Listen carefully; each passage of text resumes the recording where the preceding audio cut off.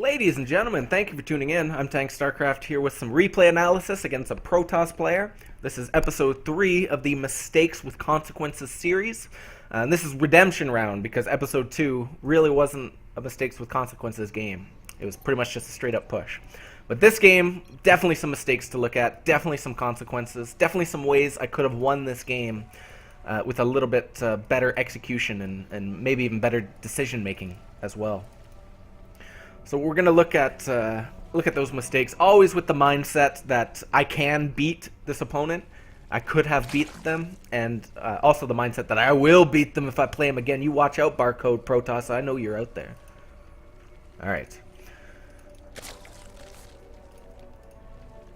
So in this game, my opponent is going to open with a Forge, and he's going to cannon rush me, and I'm going to be silly and not scout it with this Overlord. And this is something I'm not going to do anymore, is send my second Overlord out against Protoss, because I like to have it at the expansion. But this game I was actually planning to be very aggressive. Notice I got my gas going down. And I don't even see his little cannon rush that he goes for until too late. Spoiler alert, he's cannon rushing.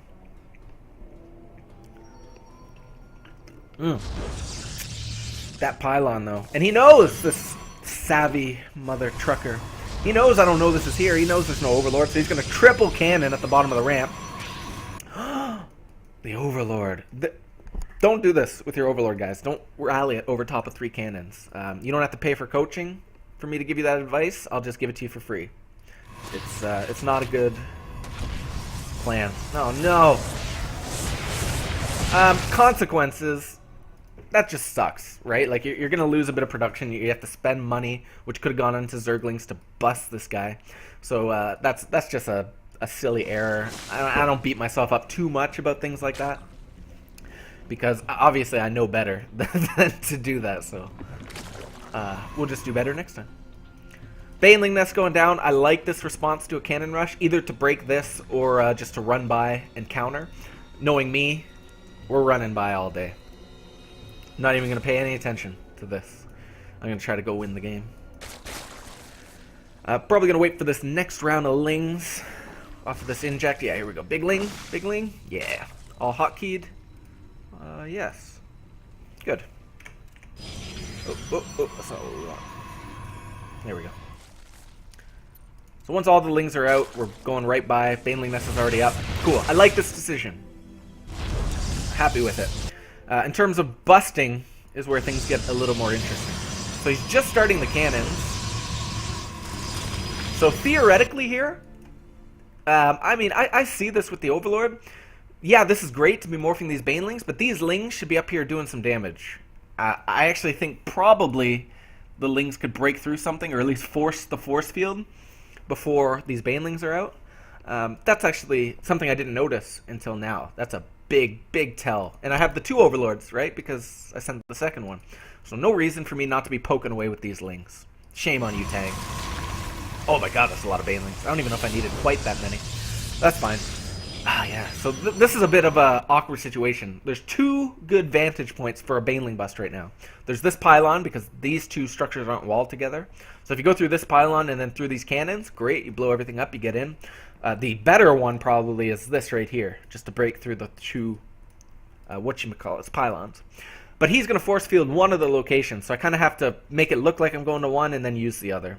So, here we go. I go up, I make it, yeah, I'm going to both do that. Oh, he force fields, okay, I go through this. And the extra Banelings do successfully bust in. Why is that cannon still alive? Boom, okay. Now, these Lings were so late to be built. I actually just want to go back and take a look at how long it took me to build those Lings.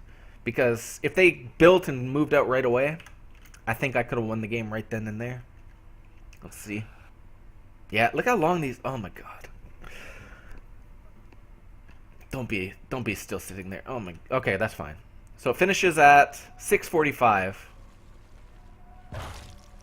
And I have also these 6 Lings here. So if I built all these Lings, that's 14 more Lings, that's 20 total Lings, and move them out right away, I think that could have been the difference right there. Still, this is going nice. I'm killing a lot of workers, and I'm doing some good damage. Finally, those lings are building. Now we got some decision making to do. What do you do with these lings when you're in this point? Do you run into the main with 7 zerglings and try to kill his whole mineral line?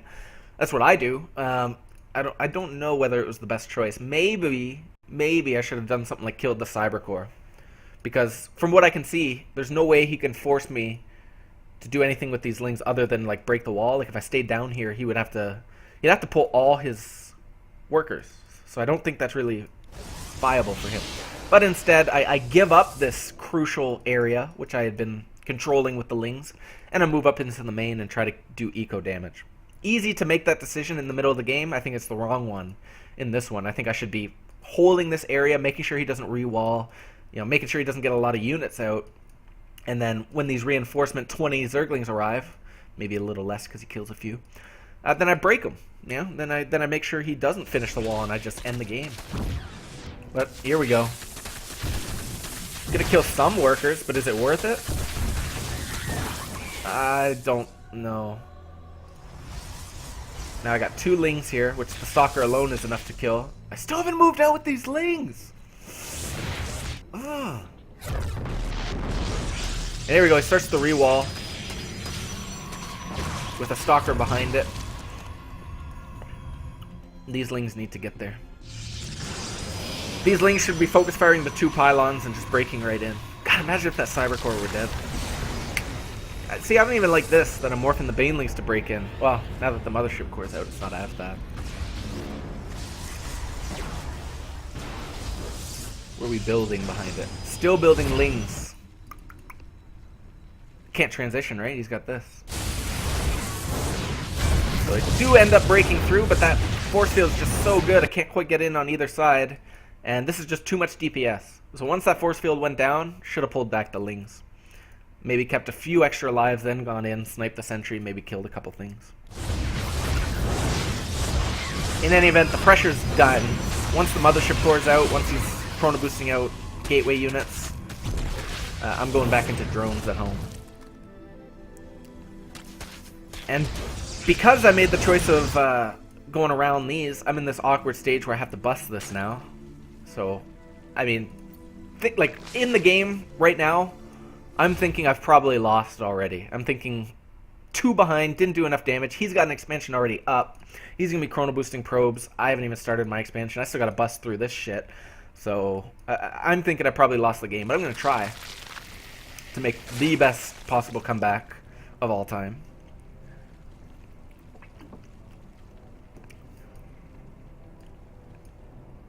But like I said earlier, I think I could have won this game if those lings, first of all, had been pressuring a bit harder, and if I had have moved out my second round of lings earlier. And here we go, Baneling's going to bust.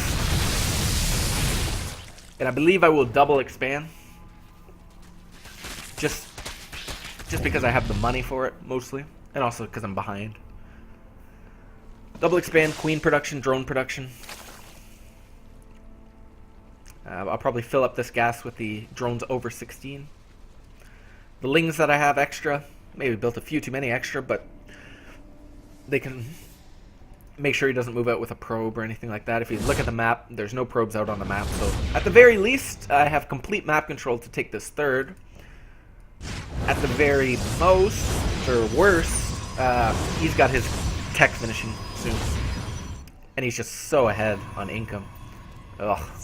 This is, for those who don't know, not where you want to be against Protoss. Yeah, I guess technically I'll be up a base, but he's just getting so much extra minerals. My goal is to saturate my expansion completely like 5 minutes ago. Like, I need that money at the expansion, and I need to be moving towards lair +1 and roaches.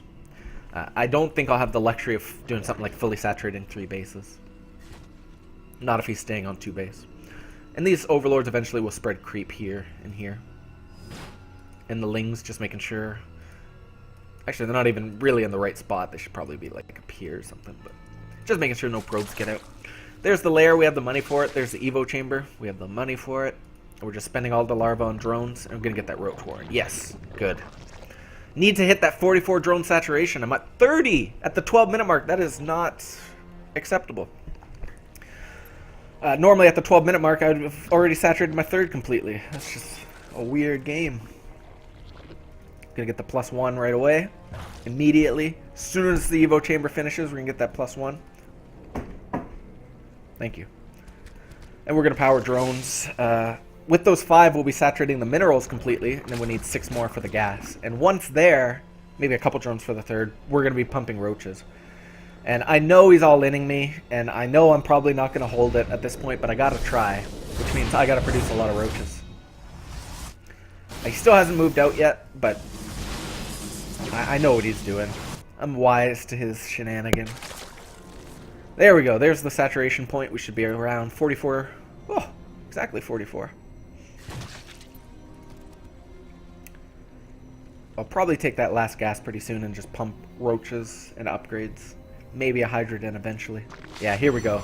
This is a big push, and I haven't even started. Like, I have 5 roaches coming out. So this will be a panic mode defense. But if I hold it, you know, I got my 3rd up. I could potentially get some saturation there. I could maybe get a big enough Roach Hydra army that I can win the game. That's what I'm kind of thinking. I'm thinking maybe he'll play greedy and make a mistake, but it doesn't look like he's playing greedy off 9 gateways on 2 bays. Not so greedy at all. Does he have blink? No. That's 1 saving grace. Yeah, this isn't looking nice. Still just building roaches. Obviously can't be affording drones. I'm not going spine crawlers because I want my army to be able to attack him if I do hold. Nice that this mothership core's taking hits. Here we go, the engagement. Baiting the force fields and pulling away. That's beauty. That's how you... Oh! Get it? No. Tried to snipe the immortal there. A lot of Zerg players don't take advantage of how quick roaches and stuff are on creep, especially with the speed. You can totally do stuff like that. I'll take a look again. I do this in ZvT to bait stims, and I do this in ZvP to bait force fields. So you go in, you make it look like you're committing. As soon as he puts the force fields down, before even the first one, I'm pulling back. So it's kind of a timing thing. It makes a big difference. I love that this mothership core is going to die. I hope. Trying to focus down that immortal. No, good pullback from him. Forced a couple force fields, though. That's always nice. Oh, gotta be careful here. Yeah, I'm going for it. I feel like I can get the immortal. Get the immortal, please. Oh, yeah. We're alive. That's a huge pickoff. But his gateway force is just too big. And with this warp in of zealots, I can't stay here. Can't stay here. Gotta run. Gotta run. Thank you. Get out of there. Keep building units. Gonna have to pull the boys. Don't wanna. Kinda have to. Tank some hits. Do a little bit of damage. Let the roaches do a bit more damage. We need the drones. Like, we can't kill this army without them. Force fields block off a little bit there, but we're gonna get a good surround, sort of. Yeah, this is nice. Killing some stalkers, killing some sentries. He's stuck. He's got to run. Beautiful. Woohoo! We hold, baby. That looks good. But look at the income, right? Lost a bunch of drones. So production from here is going to be stunted. And, you know, even though we're alive, he has held his full 2-base saturation this whole time. And he's just going to keep pumping units. So it's going to be tough. I'm in this weird spot where I have to build units, but I also don't have enough drones to build units. So just trying my best. These roaches in the front, yeah, some of them need to run. You don't want to stay in range of zealots. You want to kite them as much as possible. 1 forward pylon dies, still building roaches. Maybe could squeeze a couple drones in with the extra minerals. A couple drones for the expansion in 3rd. And he's back into immortal production, which I don't like. I mean, it's nice from the Protoss perspective. I don't like dealing with immortals when I'm so starved. I'm trying to squeeze out a few drones here. Gotta do it. Feels uncomfortable, but I just need it, man. Not continuing upgrades. What money do I have to do that? So it looks like I made 8 roaches there. Or 8 drones. 10 drones. And then I'll probably go right back into units and just try to hold. Gonna go up and poke. I don't even know he's here, I don't think. Oh, now I know. Not what I want to do. I think I'm just trying to bait force fields again. Trying to get him to think he can trap me when he can't. I've used enough roaches to kind of get a pretty good sense of when I can waste some of his force fields.